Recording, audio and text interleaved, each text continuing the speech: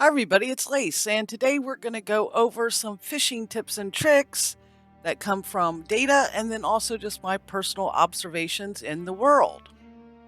You likely know that you will get marks on your map when you come across fishing hotspots, and additionally, you can go to some third-party tools to see them all laid out for you.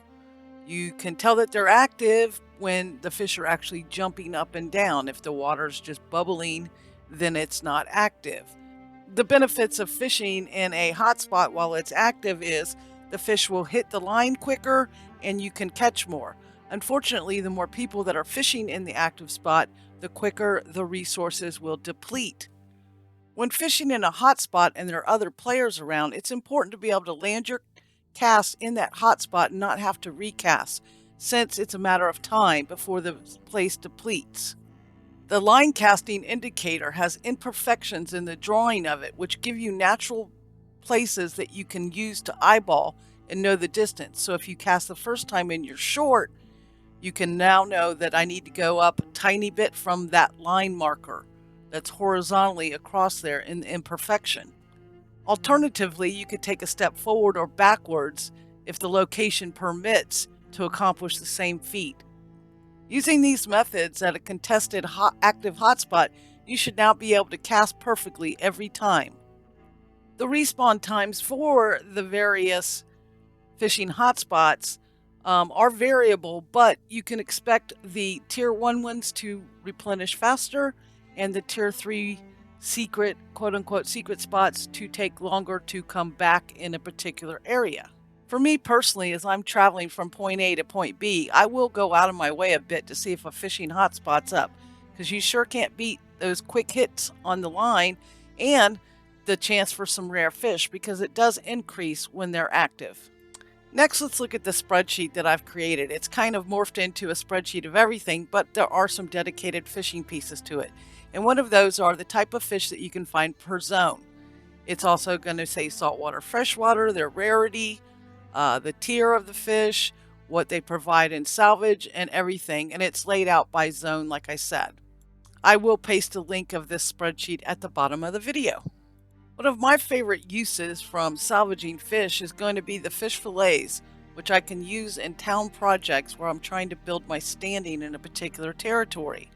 You can of course use the fish fillets and the fish oil that you get in cooking, but most of the recipes that use these components you're going to have to get off the trading post or get from provision crates as drops. In order to refine any fish oil that you get, you're also going to need nuts. So when you're traipsing through the woods, make sure you gather those. On this spreadsheet we looked at earlier, you'll also see the type of drops that come from them when it's a particular type of thing, like the snail bait from aquatic snails, or the squid is used in a bunch of recipes and it has specific body components. Probably the most useful component is going to be the catfish whiskers. This is going to make a strong mana potion, and it's the only way you're going to get these other than drops from mobs or perhaps crates. Just like your regular armor gear and weapon gear, fishing poles have perks, and some of these are going to be specific to daytime, nighttime, freshwater, or salt. It could, if you're an avid fisherman, it could end up that you have several different poles that you're using situationally. This is the first ironwood pole that I made, and it's actually the first purple quality gear item that I've ever made. The perks aren't exactly how I'd want them, but heck, it's my first one, so I'll be using the hell out of it. One thing to be conscious of is if you are truly in salt or fresh. While some things may appear to be a lake, they might be what's considered brackish water, and therefore they default to salt in this game. Just dip your toe in the water, and if you see the E key for collect water for fresh water, you know it's fresh. If it doesn't say that, that means it's going to be salt water.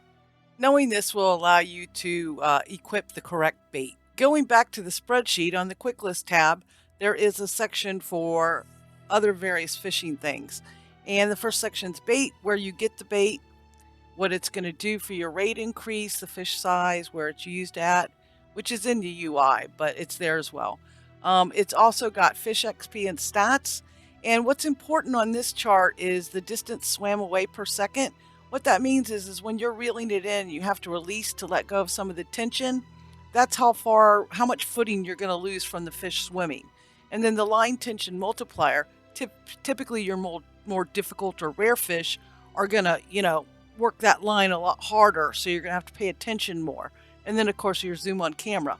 Now, to cancel that animation, when you're reeling it in, just hit the left key after you've, actually reeled it in, hit it left, and it'll cancel that animation. Because sometimes it makes the camera spin and then you have to re-aim and reorientate yourself and stuff to make your next cast. As of patch 1.02, which came out on the 13th of October, I think they're going to make the treasure chest fight a little more. So just be aware of that the numbers that are on my chart are prior to that patch. Lastly on the chart are the water depth nibble times. What's important to note here is that when you're fishing in shallow water, it takes a lot longer before the fish will actually hit the line. And this is, not counting hot spots. So you're probably going to want to always aim deep if you're trying to, XP up or something. I do not have any data that only certain fish are in the shallows or versus very shallow versus deep. I am looking for that data still. And lastly, then the fishing pole performance. As you can see, as you get better fishing poles, you get a better chance for rare fish. So as you're scaling up, and the fishing poles don't go off your fishing proficiency, they go off your adventure level. So if you hit 60, get a T5 pole. Don't mess around with a T1, 2, 3, 4 and stuff. And then also then the rare like mob named ones are basically the same as a T5. The line tension recovery, it's just going to be a little bit more forgiving as you're reeling it in. So those are my tips and tricks, mostly from a data perspective, because I'm a nerd that way. And then also some of my new world, real world experience in fishing, which I happen to enjoy.